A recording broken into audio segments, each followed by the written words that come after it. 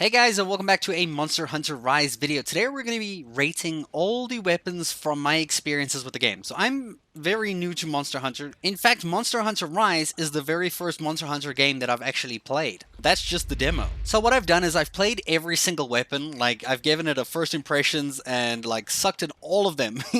I really sucked at all of them. And then I tried to understand all of them in a little bit more detail, reading about their hunter notes and trying to understand the weapon and play it a little bit more better than I did in the past. So some of these weapons I've barely played for more than 40 minutes. So keep that in mind when I start rating all the weapons, because I'll most likely have a very beginner outlook on all of these. Starting out with the very first weapon, the Greatsword. So we're going to grab the Greatsword and we're going to put it on OK, just for now, just to bring it up on the list here. It isn't my actual selection, maybe, I don't know, not yet. So the idea of this list is going from best, great, good, OK, and meh. And this is in terms of like how I felt playing the weapon and trying to understand it and like whether I was like invested in trying to actually learn it and play it full time. So this will be very biased. Now the Greatsword is using really cool armor, and I know armor is not really class specific or weapon specific. This is the armor you get from Gos Harag, and it definitely appealed to me when I first saw it. Now upon using the Greatsword is actually a really strong weapon, but I struggled to actually land a lot of my hits on it. Like when I first played it, I didn't even know that you could charge the stuff. Like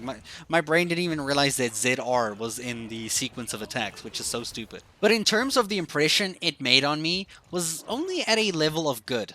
Because it was too slow. Like I found myself getting hit all the time. It's especially fighting these monsters that I've never even played this game before, and now I'm fighting monsters that I don't know what they're doing, how they attack, and everything. And I'm just getting my ass hit over and over and over. And I guess that goes for every single weapon and like in the entire game as a whole. Part of the game seems to be learning how the monster behaves so that you can kind of like deal with it. So I'm going to place it right here on the good section. Moving on to the next weapon here, I've got the longsword. The longsword, I'm going to put it over here just in the OK section just before we kind of make our decision about it. Now, when I first played the longsword, I also made some major mistakes, but after learning a little bit more about it, I realized that you can attack very frequently, and there's a lot of combos to the longsword that make it such a powerful weapon and capable of dishing out damage on a really frequent base. And the fact that it has counters and like that weird like sword sheath thing, like dude, it's a really fun, cool weapon to like actually see in combat when somebody plays it effectively. I am unable to play it effectively myself because it feels like there's a lot going on behind this weapon that make it very complicated for a new player to really understand fully. But I do see its potential, and I've seen that this weapon is a beast among beasts. And honestly, I would want to put it at the best, but because it doesn't really shine too much towards me, like I'm not really like oh wow, I gotta play longsword like for some reason. I mean, usually I'm like, oh, that's the meta weapon, oh shit, I gotta play that. Like I'm such a meta chaser sometimes, but honestly the longsword kind of falls on the great side here for me. It just hasn't caught my full attention yet. I mean, maybe it still will. Maybe it's just the armor talking because I'm such a picky guy with armor, and I know that's the flagship armor of the game. I would honestly prefer something more like the Greatsword or the Hunting Horn armor. Alright, so let's talk about the sword and shield weapon. The sword and shield weapon, when I first played the game, was one of the only two weapons that I was able to play and feel like natural with. That and the light bowgun were like the most natural weapons to start out with as a freaking new player. They were like the only ones that actually made sense, that felt like they could do something. But I feel like that was mostly attributed to their like movement speed, their mobility, and their fast attacking speeds. However, after learning all of the other weapons in a bit more detail, I realized that the sword and shield is kind of just average. Like originally I had it as good. Like as a new player I was like, yeah, this is great. Actually no, yeah, I was like, this is not even the good section, this is a great section. I thought the sword and shield was going to be like, oh, this is going to be one of my mains because it just feels good. The wire bug attacks, everything is so good, it's so simplified. But then the more I played it, when I understood the game a bit more, I kind of felt like it was a bit boring. Like not even good, I felt like it was just okay. It was just okay. Like, I don't know, it just felt like an average weapon, and I was just like, oh, it's kind of boring. I don't really like it anymore. The sword and shield just doesn't feel as exciting as most of the other weapons in the game. Having a look at the dual blades, when I first played them was very fast, much like the sword and shield and the light bowgun. They had that very mobile, they can run everywhere, and they can attack really quickly. My first thing that that I noticed about the dual blades was that they hit really like softly, but they hit often. What I didn't realize is that demon mode was a thing, and that changed everything once I realized how to play dual blades on a bit more of a like intermediate playground. So originally my dual blades were like in a met. Like I was really like met. This like I was hands down thinking that dual blades was one of the worst weapons in the game. But then after playing it on a more experienced level, you know, actually doing the movesets, it moved up from okay to good to actually I would put it on a great. Dual Blades is actually really good to play. Like it's a great weapon to play with. Like I actually expect myself to be playing the Dual Blades somewhere in Monster Hunter Rise because it's one of the coolest weapons that's like out there with like fast gameplay. Moving on to the next weapon, we have the Hunting Horn. Now, I was a huge fan of the Hunting Horn purely based on its armor because I was like, dude, this has got the sickest looking armor in the game. I just love it. It looks so cool. Like immediately I was like, bam, best armor. And then I tried playing it and I was like, okay, maybe it's just good. Like I felt like I was missing something. Like I said, because I didn't realize ZR was a feature and not being able to perform as Hunting Horn really takes away from Hunting Horn. Like it changed massively once I learned it a bit more. And honestly, it went from great to best again. Like the Hunting Horn is probably my favorite weapon in the game right now, and I've been playing it quite a lot, kicking Mizutsune's ass so many times, and Rathian, dude, like I'm actually feeling at home with Hunting Horn, and I feel like this is the weapon that I'm gonna start the game with in Monster Hunter Rise. Having a look at the next weapon, the hammer. Now the hammer was one of the first weapons I was in love with. I was like, yeah, dude, best weapon. Like I was like best weapon because it was so good. Like it just felt fun. Like you could smack things with a big hammer, you could like run, and when I learned that you could run while charging your weapon, dude, it was like the great sword, but you could run everywhere like you were dual blades. Like it was kind of funny. Like you had all this mobility and like damage that you could output. So coupled with big numbers and decent mobility, the hammer actually became a really good weapon to play. But apart from like getting more experience in the game, I realized the hammer doesn't have as much as I would like. And when I look back at some of the footage that I was doing when I was playing the hammer against the Mizutsune with a Slappy Cheese, which is one of my viewers that I played with, I realized that I found hammer to be too systematic. Like I found like a routine, and it was very hard to break that routine. All I would do was that wire bug attack that was spinning one. It was literally kind of fun. You just like spin in the air, and then you just smack something, and then like boom. And I felt like it was routine that I just do that over and over and over again. So in a way, it became not the best. It became just great. Like I think it's a great weapon. Like it's fun. But in terms of the Hunting Horn had too much going for it. Like you could sync up so many weapon attacks. There's so many things that I can still learn on the game. Like it's still a beginner-friendly weapon that you can actually get into quite easily. But it still has so much that you can actually delve into and get more advanced with. And that's what I like about the Hunting Horn. It leaves room for me to grow and learn. Where I feel like the hammer feels like I'm gonna learn the strategy to it like quite quickly, and then it's just gonna that's it. Like it feels like it's gonna be that. I mean, maybe I'm wrong. Maybe there is a very experienced side to hammer, but I'm still gonna have to try see that in the game. The next weapon is the Charge Blade. The Charge Blade, the dude, I first played this weapon. I didn't even have my weapon charged. I was bouncing off of the enemy. Like my attacks were literally bouncing off, and it made me feel like the Charge Blade wasn't good. And when I tried to learn the Charge Blade, oh boy, did I realize that the Charge Blade is one of the most difficult weapons in this entire game, and it went from meh to okay. Like, honestly, I see that it can be a good weapon. It has the potential to be a good weapon. It just doesn't feel like it's for me, and it feels like you have to be really good at it, and you have to spend a lot of time learning how to play it, and there's so many specific combos that you gotta do to charge your weapon, and it feels like I'm trying to track way too much that distracts me from trying to just focus on the monster and kill the monster. And that's why I find it in the okay area, like probably borderline okay and meh. Honestly, it's not a weapon for me. Having a look at our next weapon, the Switch Axe. The Switch Axe, when I first played it, was actually a really good experience. It was a very unique weapon that was kind of unpredictable to, well, predict. And its moves were always surprising, and when I learned it a bit more advanced, I found out that it was actually quite strong. It reminded me so much of the hammer,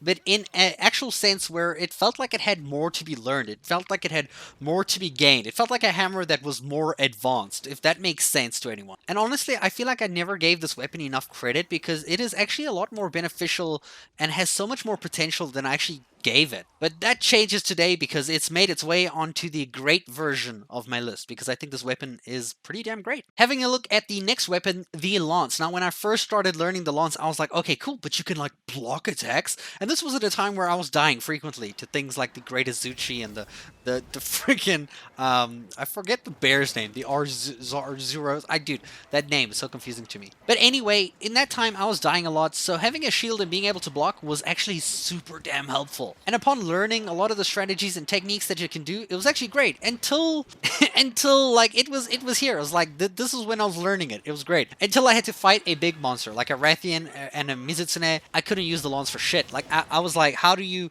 chase people down when you walk so slowly? Like I just couldn't figure it out. It just didn't feel like it was for me. So it ended up making its way onto the okay version of the list because it just that's what it was. I mean, it was okay.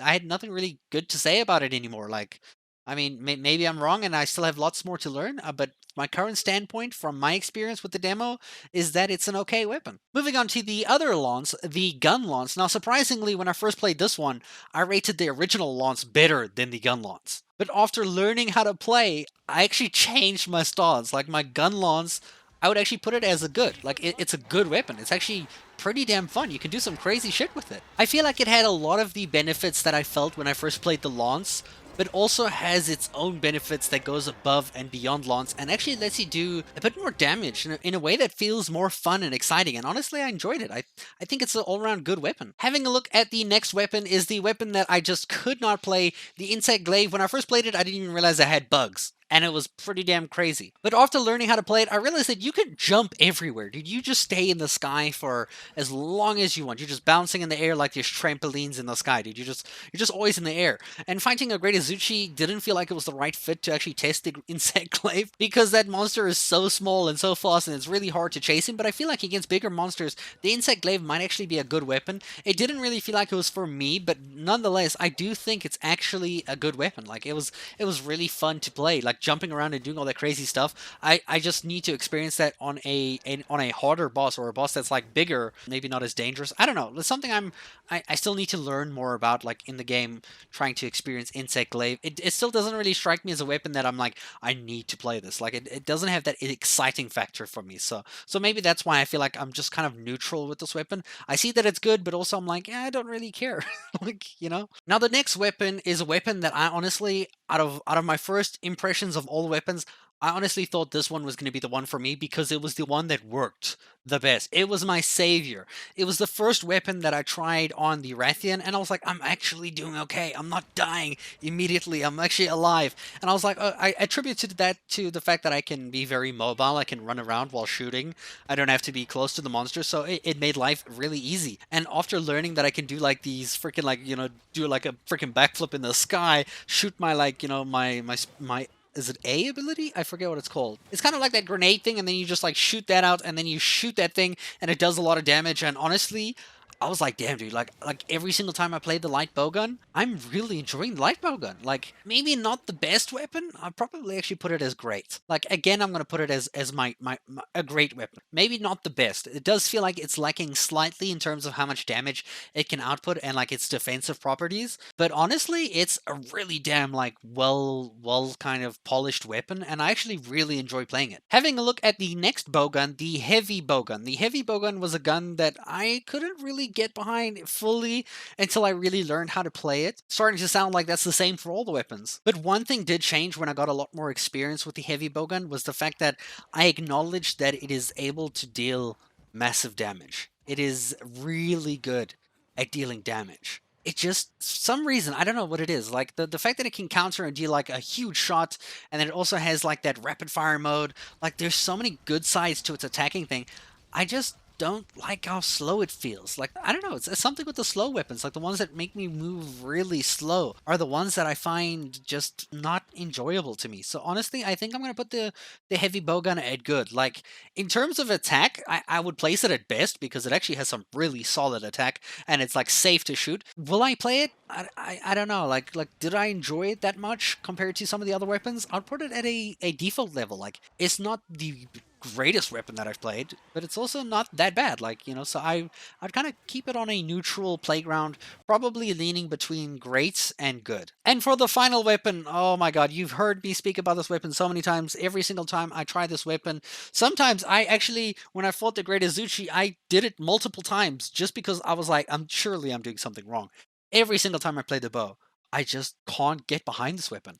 I just can't. It's like it's the single weapon that I'm honestly placing here, and I know if any people are bow weapon fans, I'm sorry, but like this is from my experiences, and I can't get behind bow. Like I just can't, man. It just feels incorrect. It doesn't feel right. Like it feels like it's like I'm playing another game. That's a simple way to say it. Like Charge Blade and Insect Glaive make more sense to me than the bow.